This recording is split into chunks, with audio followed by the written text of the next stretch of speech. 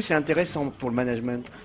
Oui, moi j'ai besoin d'outils qui me permettent de dire à mes salariés, voilà, à chaque fois que vous allez partir en vacances, vous allez avoir en plus dans votre poche 400 € pour payer le camping, etc., etc. Donc ça me paraît une très très bonne chose. Philippe Bonnefoy emploie 10 salariés ravis d'avoir pu bénéficier du chèque vacances.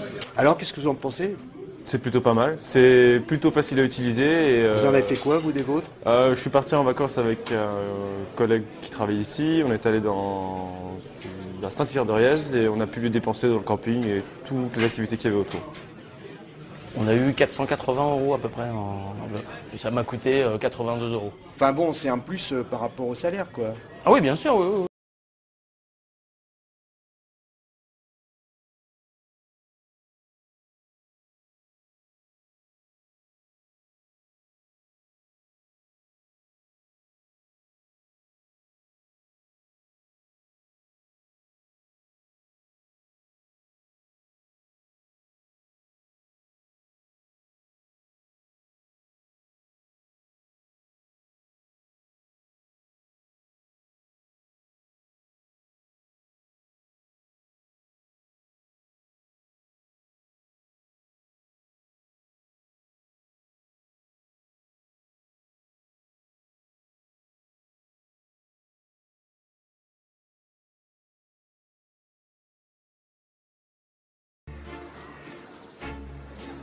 Nous sommes à Paris, au collège Maurice Utrillo. Alors, première chose, on fait comme d'habitude. Dès qu'il y a correspondance sur mon bureau, vous retirez vos vestes, vous vous installez. Marion est professeure. Elle enseigne depuis 6 ans. Tournesol. Cette année, elle a même choisi de s'occuper d'une classe spécialisée pour élèves en difficulté. Comment est-ce que tu vas faire, Jamel, là? Puisque tu dis, il faut additionner.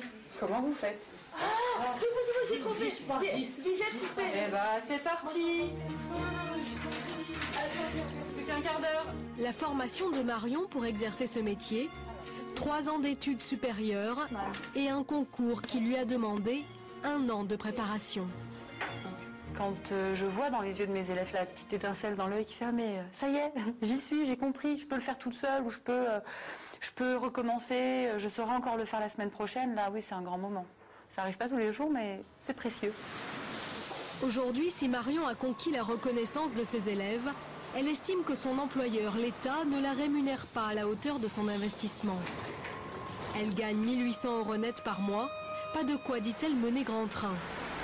La voiture, j'ai essayé d'en avoir une, ça a duré 8 mois. C'est mes parents qui m'avaient laissé leur vieille voiture et puis au bout du mois, je ne pouvais plus.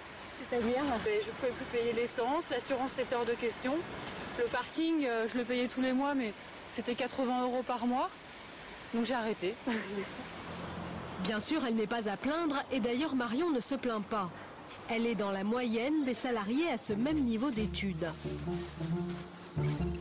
Mais à 31 ans, elle sait déjà qu'elle doit faire des choix. Si elle veut continuer à se cultiver, lire, aller au cinéma, activité indispensable à son métier, son budget alimentation doit être géré au cordeau. Elle fait donc ses courses chez les discounters. Quelque chose que je faisais absolument pas il y a quelques années et que je fais maintenant très régulièrement, c'est comparer les prix au kilo. Et je prends pas forcément le premier prix affiché parce qu'il est moins cher, mais je vois au kilo ce que ça donne. Par exemple alors là, j'ai pris du gruyère râpé. On voit qu'il est à 8,05 € le kilo. Dans d'autres enseignes, ça peut être jusqu'à 10-15 € le kilo. Donc c'est toujours des petites économies, mais qui font qu'à la fin, ça va mieux, quoi. Marion est un des rares professeurs à nous avoir ouvert ses portes. Les fonctionnaires n'aiment pas s'exposer à titre individuel. Mais elle est syndiquée et le pouvoir d'achat est son cheval de bataille. Elle vit seule dans un quartier populaire, dans un 2 pièces, loyer 736 €. Donc la cuisine que vous avez déjà vue, la pièce à vivre qui est pratique, ça me sert de salon, de bureau et quand je reçois de salle à manger. La chambre, voilà. Rester dans Paris est aujourd'hui un luxe. Putain, mais j'ai tiré vachement de fric. En contrepartie, Marion ne part pas en vacances ailleurs que chez ses parents et tient son budget avec précision. Je fais mes comptes très régulièrement, quasiment toutes les semaines. pour être sûr de ne pas dépenser l'argent que je n'ai pas et pas être à découvert, quoi. Une fois ses charges fixes payées, il lui reste 20 € par jour. 20,57 €. Ça laisse peu de place à l'imprévu, on va dire, surtout. Quand je vois ça, et je le vois tous les mois en réalité, je me dis qu'il ne faudrait pas que j'ai un pépin de santé un peu lourd, qu'il ne faudrait pas qu'il y ait un imprévu qui me tombe dessus, un gros imprévu, on va dire. Parce qu'effectivement, je pourrais pas assurer une grosse dépense actuellement.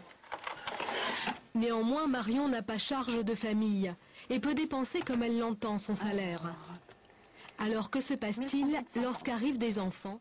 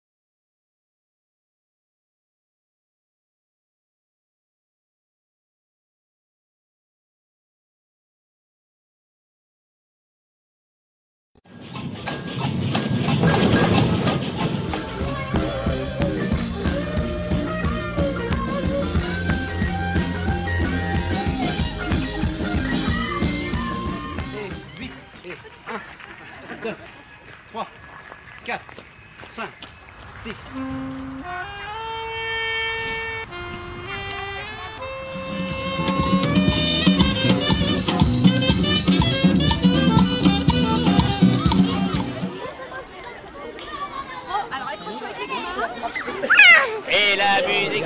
Parce qu'on accueille ce soir, on accueille dans les meilleures conditions.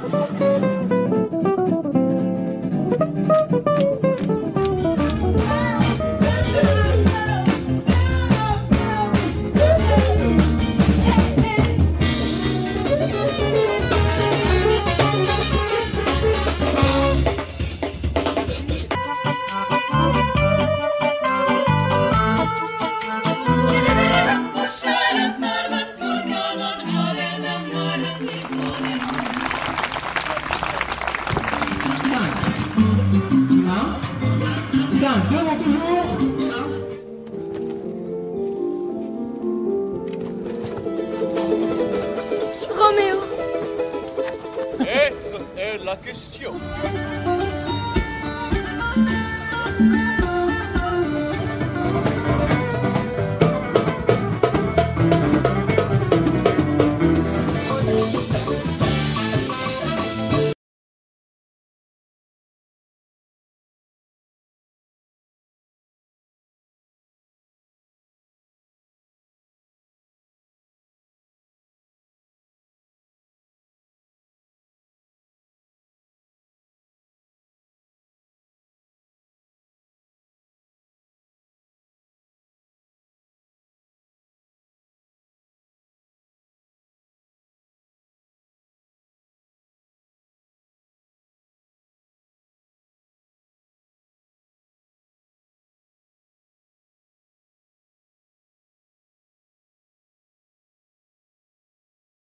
Thank